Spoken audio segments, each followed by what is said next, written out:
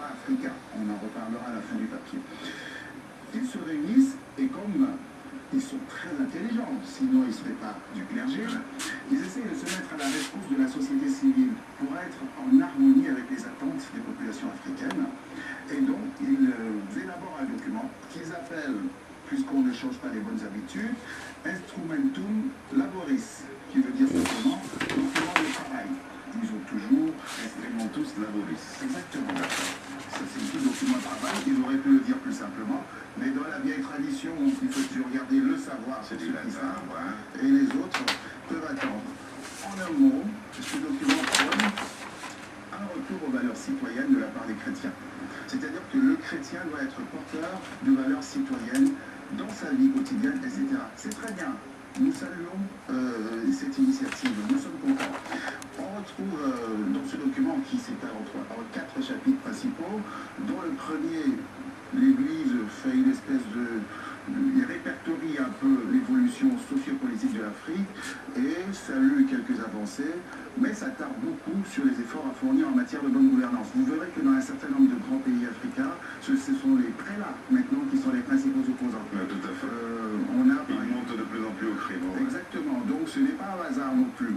Dans le chapitre 2, ils invitent à la réconciliation et à la justice, ce qui est très bien également, nous en aurons besoin. Troisième chapitre, l'Église se dit ouverte au dialogue interreligieux et aux religions traditionnelles. C'est bien. Et en dernier lieu, c'est ce qui ressort de l'introduction générale de ce document, l'Église invite les prélats et ses fidèles à des missions citoyennes. Voilà pour les bonnes intentions. Mais il faut maintenant rentrer dans le fond des choses, parce que on lui a souvent reproché à cette Église. Nous pouvons croire, nous pouvons être chrétiens. C'est une chose, c'est une démarche spirituelle. Mais cette communauté, qui est aussi politique quelque part, elle est souvent caractérisée par quelque chose qu'on appelle l'hypocrisie. Et ça n'est pas d'aujourd'hui. Pourquoi je parle d'hypocrisie? Tout simplement parce que je parle de l'Afrique et de l'Amérique latine. Je les mets là. On voit bien que ce sont les points forts de l'Église aujourd'hui. Il y a un pape, malheureusement, il est parti, j'ai failli dire trop tôt, mais il était déjà d'un grand âge, qui a fait un énorme travail, Jean-Paul II.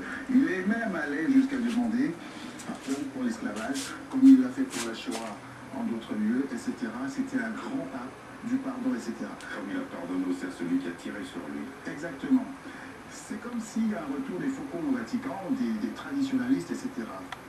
Ils ont choisi le pape qui est là en ce moment, Benoît XVI, outre le favori de l'époque qui était un Sud-Américain, si vous vous souvenez, c'était un Brésilien. Et ça traduit à quelque chose parce qu'il y a un malaise dans l'Église qui est par exemple révélé dans un livre récent de Serge Billet, encore lui. Et si Dieu n'aimait pas les Noirs, enquête sur le racisme dans l'Église, qui illustre à merveille cette hypocrisie. Par exemple, savez-vous qu'il y a des religieux qui sont sans papier en Italie? Parce qu'ils sont venus au Vatican pour un bail, pour un séjour, et qu'ils ont voulu rester plus longtemps, souvent au prétexte de vouloir poursuivre des études canoniques, etc. Vous savez qu'ils sont très diplômés, ces gens-là. Il y en a qui sont sans papier au Vatican. Il y a des religieuses qui sont allées jusqu'à se prostituer parce qu'elles devaient vivre, tout simplement, parce qu'elles étaient là, etc. Donc, et on voit dans la hiérarchie de l'Église qu'il n'y a pas ces gens-là qui constituent la masse la plus importante des fidèles aujourd'hui. On ne va même pas poser la question qui fâche, et je termine.